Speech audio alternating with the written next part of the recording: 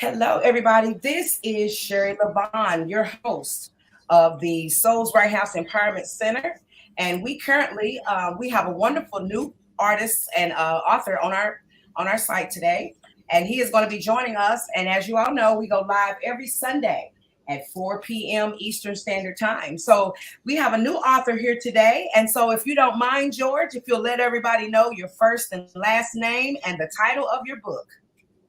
My name is George Kazacopff, and my book is titled Dangerous Theater. Dangerous Fears. What gave you that title? Well, it's a title it actually originated with Hallie Flanagan, who was a professor at Vassar College. She became the director of the Federal Theater Project, and she said theater when it's good is always dangerous. But in this case, it was referred to there are various reasons, but the main reason is because it was accused of competing with private enterprise. Wow. Wow. So a lot of people aren't aware of this, are they? No, Not at all. Now, I want to thank Limelight Media and Publishing, Mr. Paul Anthony, for turning us on to you. So where are you currently located? What city and state do you live in? I live in Brooklyn, New York. Brooklyn, New York. So, hey, I said I'm on my way to New York. I want to get to New York this year, and I'm coming to New York. So, how is it there living in New York? Well, today is beautiful. Yes, it And is. I love living in New York. I say you do. So you're in the city of Brooklyn, Yes, in Brooklyn Heights. Brooklyn Heights. Well, when I come to New York, Mr. George, I'm gonna look you up. Okay, okay. So now let's jump back into this book. So we published the book. How long did it take you to write the book? Well, I did a lot of research, and it took about 3 years to write it. Oh wow, There's a lot of research in the book. a It's lot a of research. history. Yes, yes. So what made you decide to tap into this type of book? I had heard a lot about the Federal Theater Project, and I decided to look into it. And the more I looked into it, the more I became interested and just buried myself in research. Oh yes. Now is your book available on Amazon? Yes, it is. And what's the name of it again? Dangerous Theater. Oh Lord, I got to get this on the screen down here. Dangerous theater. I like that. Dangerous theater. So, in finding out, like, what are some of the chapters that you have in the book? Well, the Federal Theater Project was headquartered in Washington at first, and then in New York City. So there are chapters on that. Then there are chapters for each of the regions of the U.S. where federal theater existed: New York City, the East, South, Midwest, and West. Wow. Oh wow. So, in doing some of the research that you found, what most interests you the most? The fact that the government was supporting this was being sponsored by the government, the first time that ever happened. And I was interested in knowing particularly what happened with the playwrights, how they worked, what they did, and so forth. Wow. So you explain all that in the book, right? Yes. Hey, so you guys got to get the book now. We want to thank Kingdom Purpose Radio. As you all know, we come on every Sunday at 4 p.m. Eastern Standard Time. And we always have authors on our show because we're authors saving souls with books. So we're very privileged to be on a network that streams over 30 million viewers per month on this network, which is amazing. On the radio show, we hit about 200 and something thousand a month on the radio show. So I see us really growing. So it's a pleasure to have you on our show. So would you live in Brooklyn all your life? No, I didn't. I've lived in New York City most of my life. Okay. So where are you originally from? I'm from Detroit. Oh, wow. Now, see, I stayed in Detroit for a little while. I lived in Ann Arbor for a little while, Grand Rapids. I stayed in, I also lived in Saginaw, Michigan, and Flint, Michigan, because I did a lot of music at that time. So I did do a lot of work in Michigan. I had a really good time working with a lot of artists. So being in the New York area, are you doing any book signings or anything like that while you're Not at the moment. Not at the moment? Well, honey, you getting on this show. You're gonna have to put one together being on our show. For real. So give us a little bit more about this book here. What are some of the names of the chapters in your book? Well, the National Service Bureau, which is the headquarters of the Federal Theater Project, stationed in New York, that's a chapter. Then there's a chapter on 3 theaters in New York City. And then there's a chapter for the East. The New York City, of course, has 3. And then there's the East, the West, the Southwest, the South, and then the Midwest. Oh, wow. So it covers everything. Yes. Wow. So in writing this book, is there going to be another addition to it, or are you going to be writing any other books? Well, I've got a few things in mind that I'm just exploring at the moment. There might be. I write plays also. Oh, do you really? Yes. Oh, well, see, I need you to write a play when I come up there. See, that's what I love doing too. I do like writing plays and turning books into plays. So do you see this book possibly turning into something to bring a light, like a play, or are you working on a play currently? I'm working on I worked on a play already. I already wrote it, titled Dangerous Theater. Oh, wow. And it's actually about Hallie Flanagan, who was the director of it.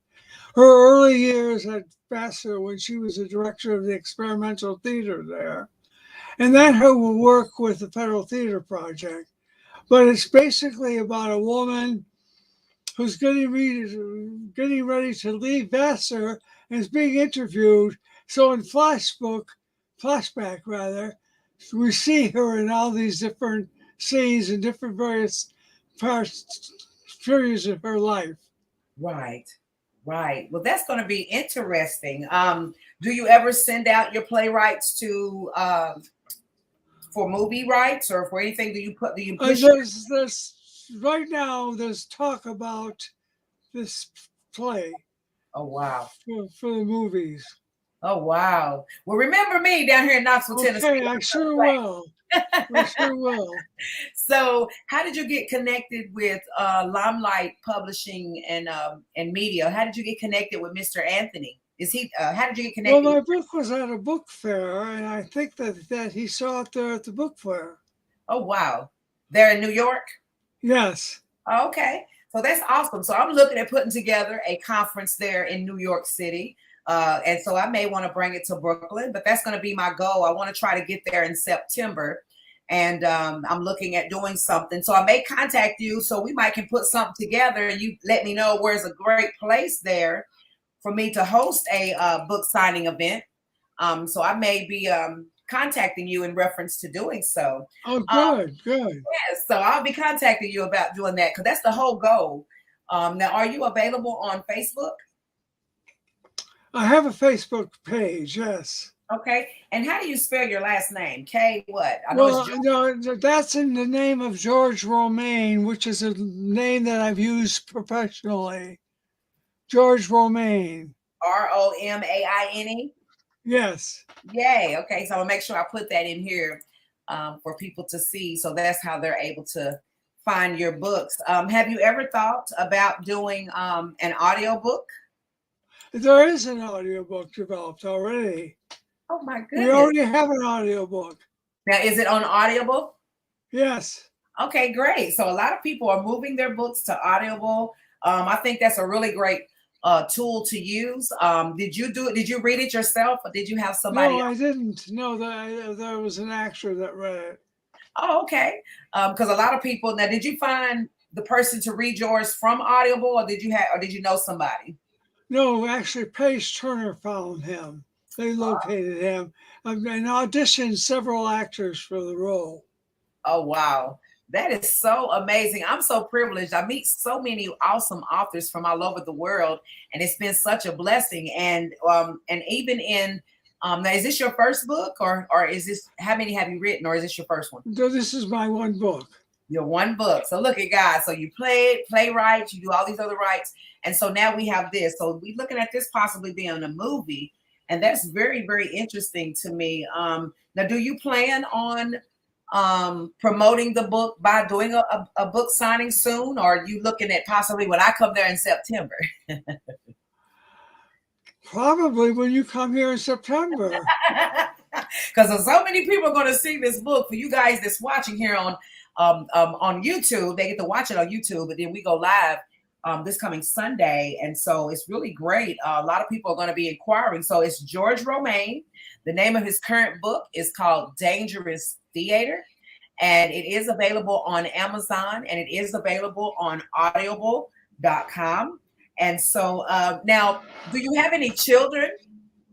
No, I don't. You have no children?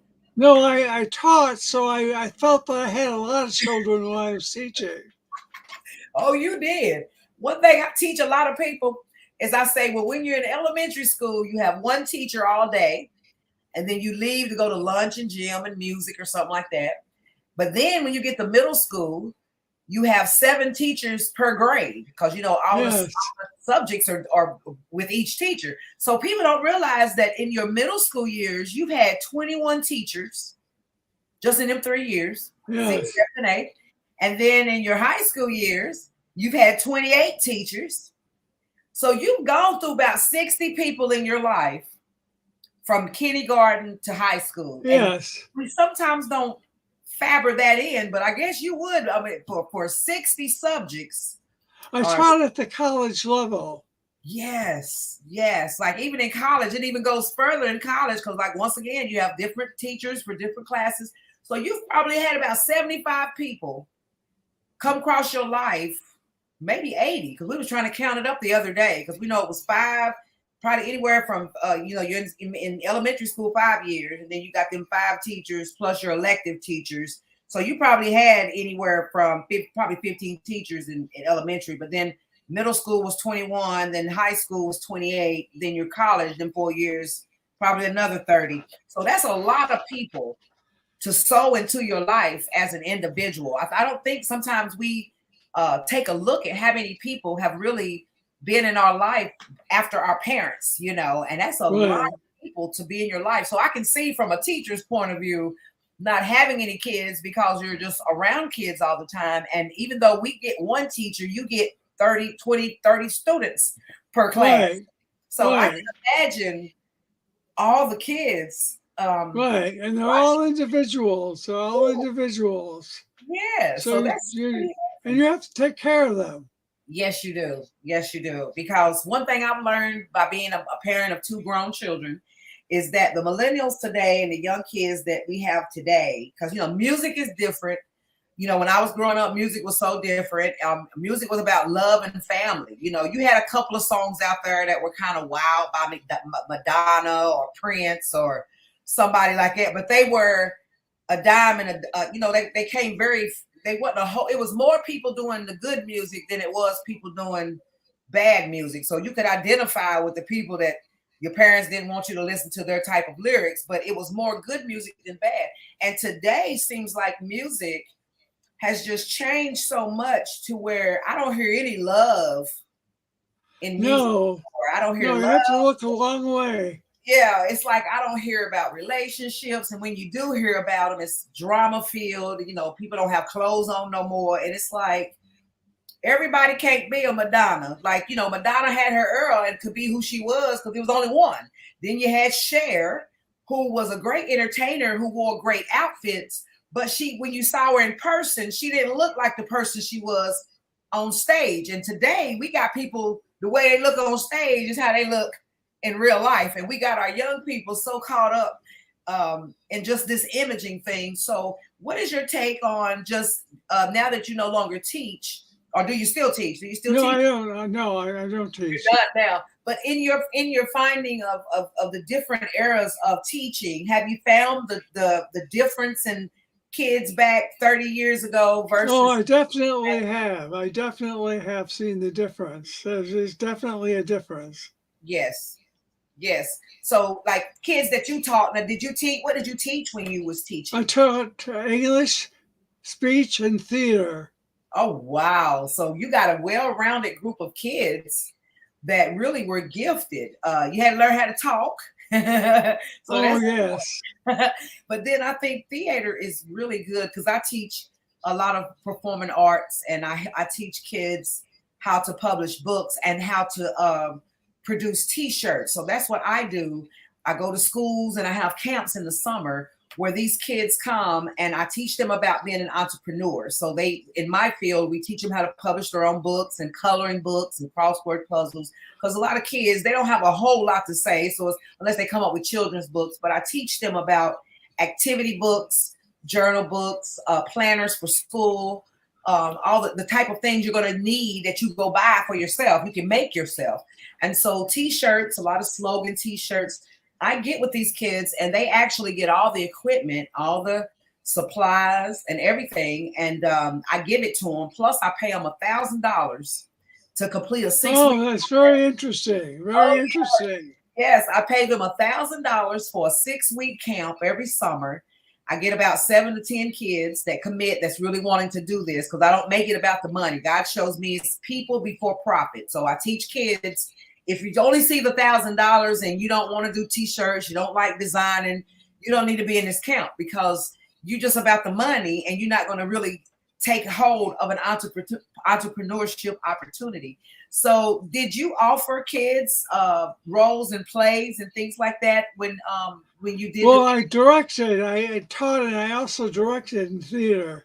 Oh And wow. so I directed them how to assume roles, of course, but they had to get into the role to Yes. perform in the play. Yes. Yes. That's super exciting. Oh, that just blesses me. So how long was you a teacher? Oh, years. Yeah. Years. Years and years. Oh, so I guess at this point in your life, it feels good to kind of reflect on, like you kind of got out right when the change of the kids kind of came, because it seems like to kids today, I mean, I don't have nothing against any teachers, but they got it rough because we're having a lot of shootings in schools. They just had these Oh, kids yes. murdered and killed in Texas, um, which is so sad. And our youth today, and I'm not blaming anything on the music industry, but I feel that from what our kids watch on TV to what they hear on the radio doesn't help them at all. Music today has turned so graphic and so Negative. yes, it's so Negative. negative. Like at the end of the day, it is what it is, and it's a culture thing. To me, R&B music is not the same. I mean, it's not even the same. And then you see a culture shock where you see a lot of different races of people that sound soulful, but they're not black.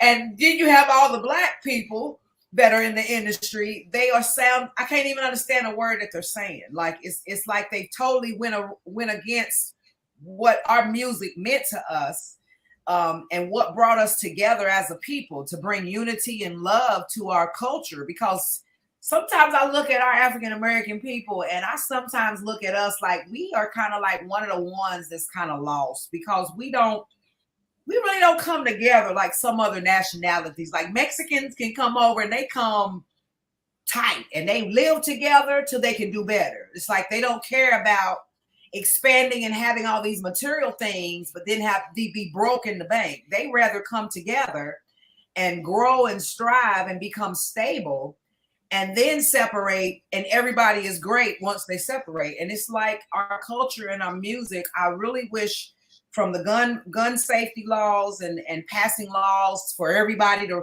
carry guns and things of this nature. I mean, I feel like if everybody needs to be able to protect their home and things of that nature, and it is a given, but to just walk around and at McDonald's and at the park and just everywhere you go, people got guns strapped. It's like it's a ticking time bomb for Yes. just people who have attitude issues, mental issues, and even some people have left Florida to come to Tennessee because they don't like the stand your ground gun law, because you can put yourself in harm's way buffing up at someone or getting into it with someone, and someone can feel threatened and literally kill you and get away with it pretty much. Right. So in dealing with what all goes on in New York, because so much has happened with 9/11 and some other things that's happening in New York. How is New York recovering now? Like, do you see the growth in New York there coming back, and the people and the attractions there, or do you still? Yes. You do? Yes, it's coming back. It's returning. Yeah, it's a very resourceful city. Yes. It comes out and it reforms, and it's always wonderful. Yes. And one thing I love about New York, you have such a diverse group of people that live there. It's not just a one race kind of city. It's like all nationalities all over the world live in New York City. You can walk down the street and hear hundreds of languages spoken. Oh, wow. As you're walking down the street. That blesses me. Because just the other day, I was praying to God and I said, God, how many airplanes be in the sky every day? It was an amazing question, I'm pretty sure. But I actually looked it up. And when we looked it up, it stated that that there are over 5,600 planes in the sky in a day's time. And over 6 million people fly daily. And there's over 5,000 airports in the world. And I never knew that. Like, I never knew it was that many planes in the sky per day. So that allows you to know the number of people that's on this earth is pretty amazing. So how the airport there, I know that airport is just super busy there in New York, isn't it? Oh, yes. Yes. So we're going to get back on this subject here. We're going to finish up talking about your book. So Dangerous Theater. What are your plans with this book, and then your next adventure? Well, I've been talking about it as a film. Paul and I, actually, Paul Anthony and I have been talking about it as a film, and he has some ideas. Okay. So we've been talking about that, and I might write a sequel to it. Wow. I think that would be good because people are going to want to follow up. And I think that's what's so great about some of the stories that come out and the movies is having the follow up, because the book itself more or less gives you the history, gives you a lot of answers, but then a sequel might give a intuition of what's to come with a Dangerous Theater. So I see it being pretty awesome. And I can't wait. Now, we do send books to inmates in prison. Every quarter we select a prison that we're going to send books to, and so we would love for you to send us one or two of your books. We don't mind, we'll purchase one as well to have here in our library, but we would love for you to send us a book to go into a pile, because we've already sent about 4,500 books to inmates in prison all over the world, and each quarter we select one prison, we find out how many inmates are there, and we send a whole box of books so that the inmates receive mail.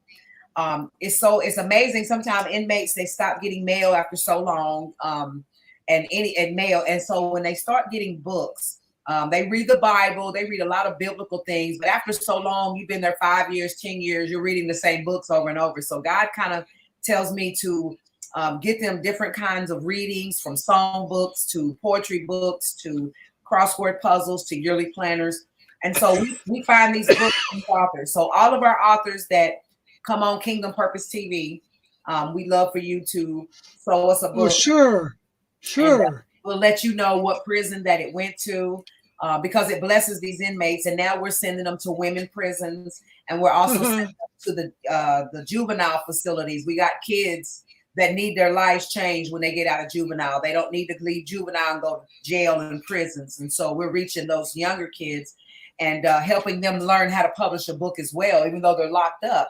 I do sessions where I allow them to send me writings back, and we put books together that they can become authors, and money is waiting on them when they get out. And so we just see a lot of positive impact that we can do as a community. And I just first wanted to say thank you for taking the time to come and share your book. It'll be aired on our show this coming Sunday. We come on at 4:00 p.m. Eastern. So I'll go in and do some edits, and we'll have in some song messages of God, and we'll have some commercials, but we will air this live on this coming Sunday. So I'll make sure I send Anthony your link so you can make sure you watch it. It'll also be available on YouTube.